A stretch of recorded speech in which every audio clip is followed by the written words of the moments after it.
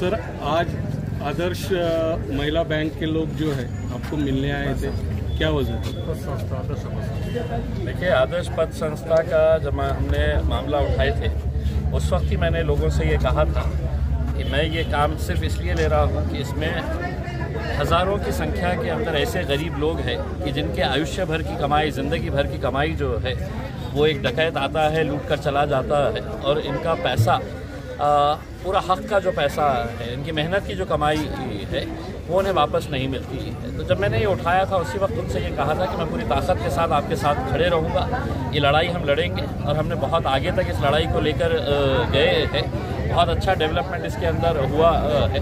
मैं समझता हूँ कि देश के अंदर पहली ऐसी पथ संस्था होंगी कि जिसके अंदर ये काम इतनी तेज़ी से आगे बढ़ा है करके उसमें, और ये लोगों ने यकीनन मेरे लिए काम किया है। लेकिन सोशल मीडिया के ऊपर और कुछ अखबार वालों ने इस तरह का ये किया था कि आदर्श वालों ने साथ नहीं दिया है करके, मैं इस बात को मानता नहीं हूँ। और इलेक्शन का और ये जो काम हमने लिए है हाथ में, इसका कोई संबंध नहीं है। मैं इलेक्शन हारा हूँ या जीता हूँ, जो ताकत के साथ मैं इनके लिए पहले लड़ता था आज भी लड़ूंगा और कल भी इनके पूरी ताकत के साथ मैं खड़ा रहने वाला हूँ। तो आज ये सभी लोग यहाँ पर आए थे ये बताने के लिए कि आप भले ही हार गए होंगे लेकिन हम आपके साथ पूरी ताकत के साथ पहले भी खड़े थे, आज भी खड़े हैं। और यकीनन मतलब इनकी उम्मीदें जो है वो मुझसे जुड़ी हुई है। इन्हें ऐसा लगता है कि इनका पैसा जो है वो हमारी सबकी मेहनत जो है उसकी वजह से मिलने वाला है। तो मैं भी उन्हें ये आश्वासन दिलाने के लिए मैंने कहा हूँ कि आपको बिल्कुल हिम्मत हारने की ज़रूरत नहीं है। मेरा खासदारकी का पद गया होगा, लेकिन जो ताकत के साथ हम पहले लड़े थे उससे और ताकद के साथ और आगे काम करेंगे। हे की अनेक असे पतसंस्था आहे आणि दुर्दैव जेव्हा मलकापूर सारखी बँकाचा आणि पतसंस्थेचा विषय येतो तर हे नियम जे आहे सगळ्यांसाठी बरोबर आहे नियम। असं नाही आहे की मलकापूरसाठी काही वेगळे नियम सरकारने केलेले आहे आणि औरंगाबादच्या आदर्शसाठी काही वेगळे नियम आहे। नियम सगळ्यांसाठी, सगळ्या पतसंस्थांसाठी, सगळ्या बँकांसाठी सेमच नियम आहे।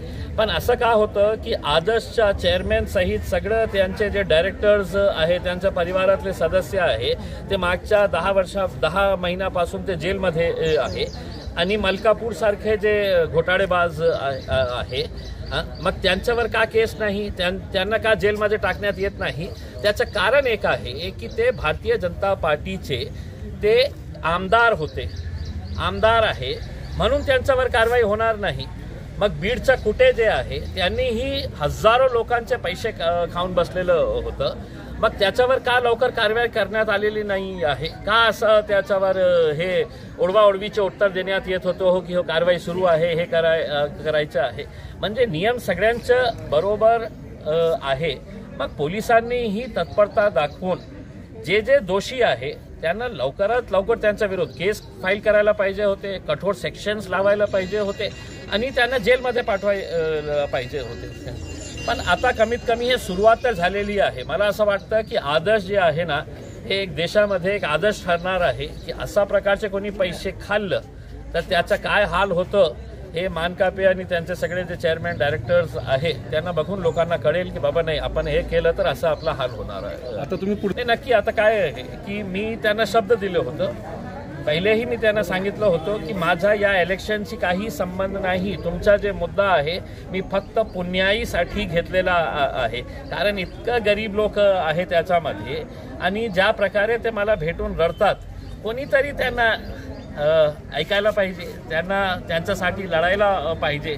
ते सामान्य लोक आहे, गोरगरीब लोक आहे, त्यांना कोणीही त्यांच्या ऑफिसमध्येही आत प्रवेश देणार नाही, पोलीस त्यांच्या बाबतीत काही सिरियस होणार नाही।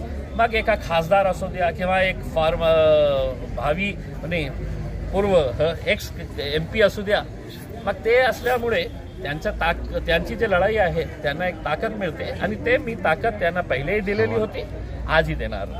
मैं राजनीति के बारे में अभी कोई जवाब नहीं दूंगा, आगे का देखा जाएगा। सर, निवडणूक है कि हे दुर्दैव आहे की आदर्श आंदोलन करताना माझ्या आणि अनेक आदर्श जे ठेवीदार आहे ज्यांच्या हक्काचा पैसा आहे त्यांच्यावर केसेस रजिस्टर करण्यात आलेले आहे। माझ्या विरोधात तर इतका कठोर सेक्शन्स लावण्यात आलेलं आहे। हे कशामुळे का करण्यात आलेलं आहे पोलिसांना असं वाटत होतं की त्याच्यावर केस केलं तर ते गप्प बसणार, त्यांचा साथ देणार नाही. मी स्पष्टपणे सांगितलं होतं, तुम्ही माझ्यावर जितकं केसेस करायचे आहे ते करा, पण मी त्यांचा साथ सोडणार नाही. आता जे लोक माझ्यावर आरोप करत होते की पैसे, मग आता सत्ता तुमची आहे, जे नवीन खासदार निवडून आलेले आहे, राज्यामध्ये तुमची सत्ता आहे, केंद्रामध्ये तुमची सत्ता आहे, मग काय हे लोक पुन्हा माझ्याकडे येत आहे?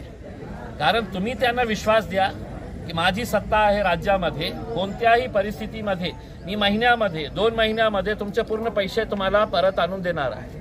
पण ते करणार नाही, तसं करणार नाही आहे. कारण हे पैसे जे खाल्लेले आहे ते मुख्यमंत्र्यांपासून सगळ्या ज्या खालच्या लेवलच्या DDR ऑफिसचं जे पिऊन आहे ते सगळ्यांनी हे पैसा त्यांना वाटण्यात आलेला आहे. म्हणून त्याच्या बाबतीत कोणी आमदार बोलणार नाही, खासदार बोलणार नाही, मंत्री नाही, मुख्यमंत्री नाही, कोणी बोलणार नाही.